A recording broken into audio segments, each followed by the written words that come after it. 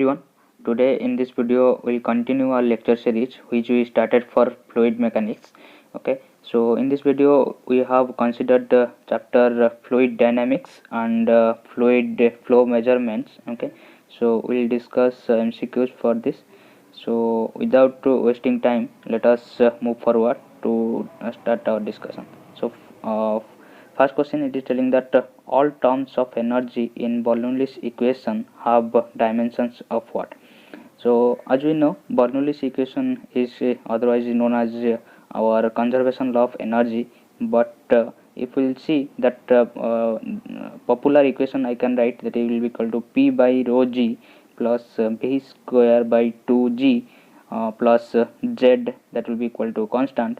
And if we will see all the terms are here, we can say are in the terms of meter. Okay, so which is the unit of length.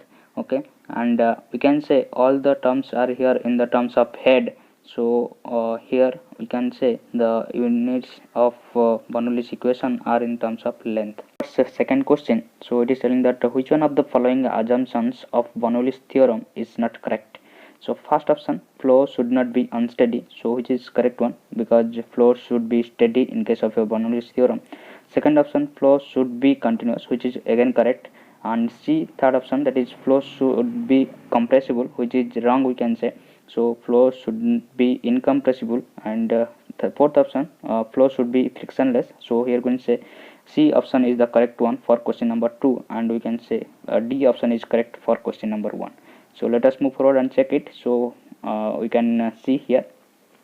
Then moving towards question number 3, that is each term of Bernoulli's equation stated in form of, okay, so equal to constant. So what is the unit? So already we know that the unit we can say unit of length, we can say that will be meter. So option C will be the correct answer here. So moving next, let us check it and see the correct answer here. Then in question number 4, a liquid flows from lower level, that is Z1, okay, so which is at lower level, and pressure is given P1 at that Z1, to a higher level Z2, okay, and corresponding pressure we can say P2. And it can be concluded, what we can conclude, if a flow is flowing from Z1 to Z2, okay, that is lower level to higher level.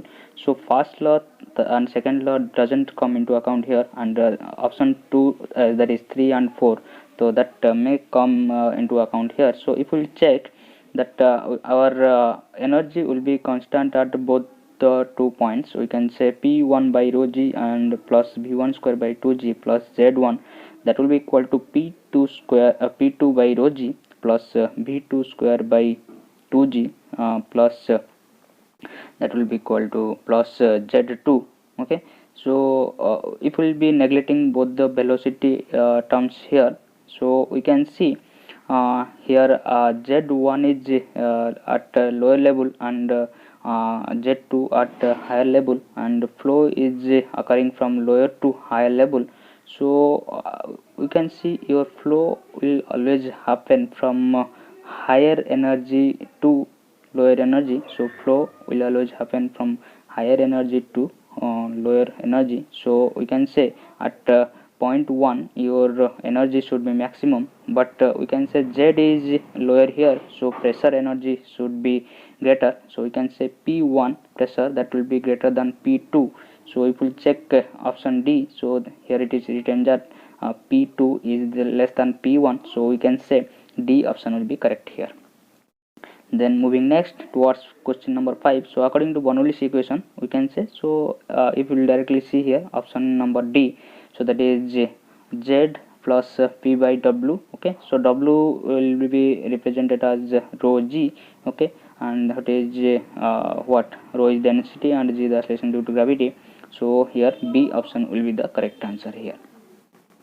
Then let us check it, and we can see B is correct here. Then next chapter, that is flow measurement.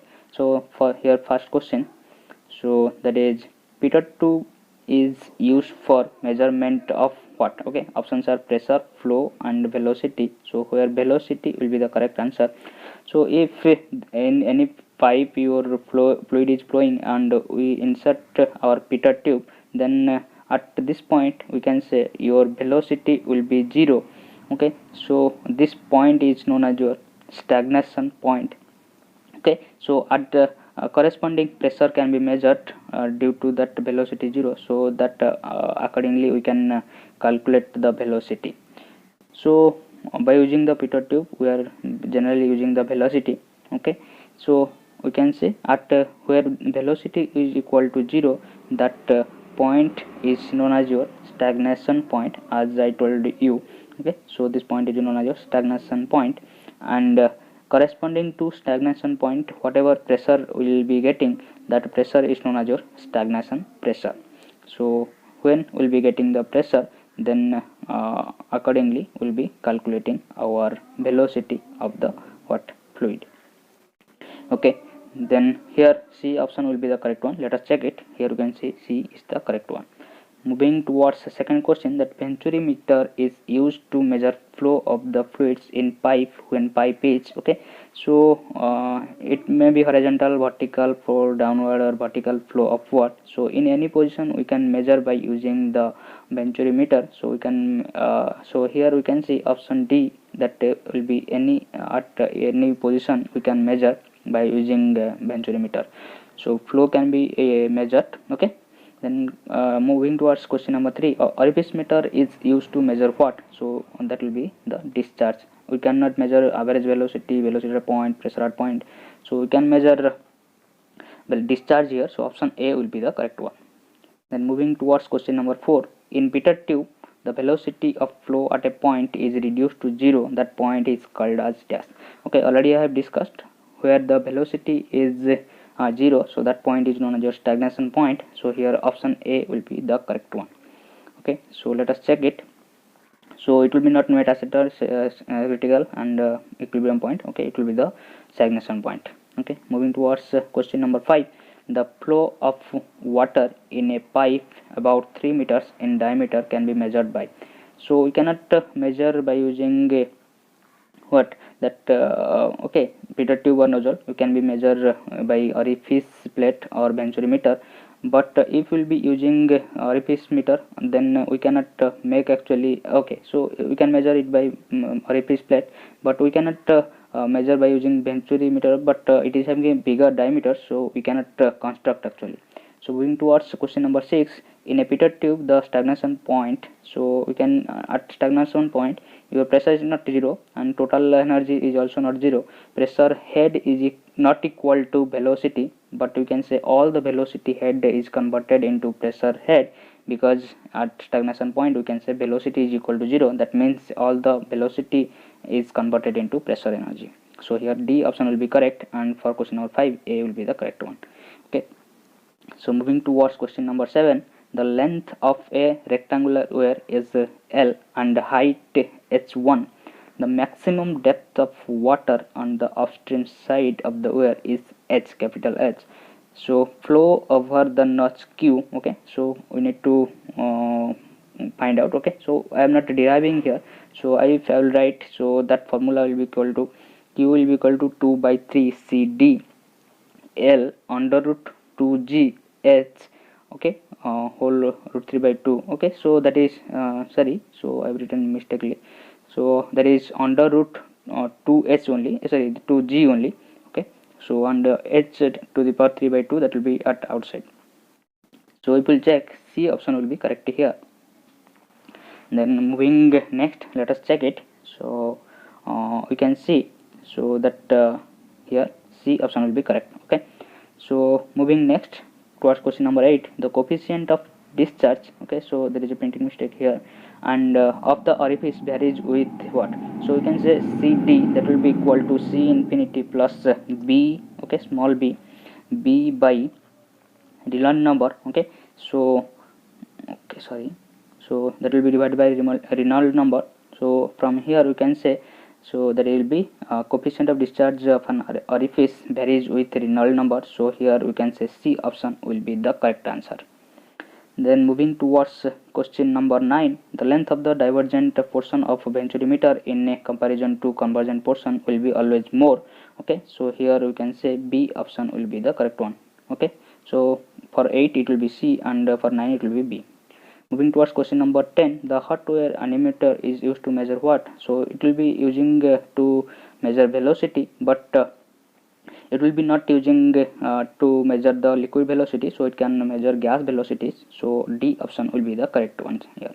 Okay, so let us check it. So D is the correct. Okay, so 11th question, the coefficient of discharge, velocity and contraction, that is CD, CB and CC are related by what? So we know that if we remember, CD will be equal to CC into CB. So if we check in the options, C option will be correct one.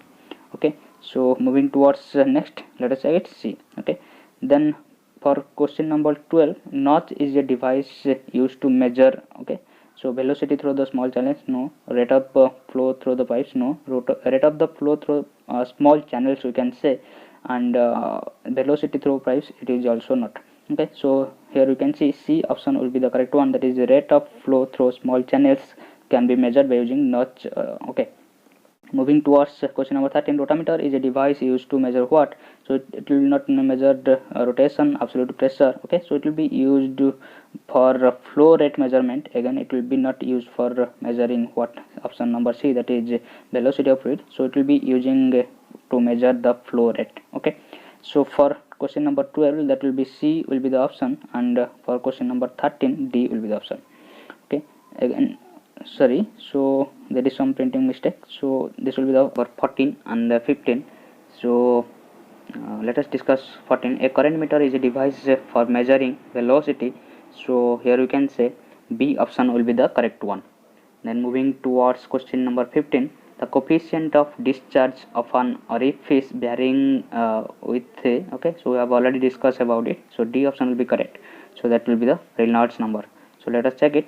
So again, so here we can say the current meter that will be used for measuring velocity is with Reynolds number. Okay, then moving towards next, for question number 16, when a venturi meter is inclined, then for a given flow it will show what? Okay, so it doesn't depend upon inclination, as we have discussed before, so it will give the same reading. Okay, so option B will be the correct answer here. Then for question number 17, orifice meter is used to, okay, already we have discussed, so it will be using to measure rate of flow. So D option will be the correct answer over here. So let us check it. So here B and here the correct answer for corresponding question number 16 and 17. We have reached at the end of lecture for today.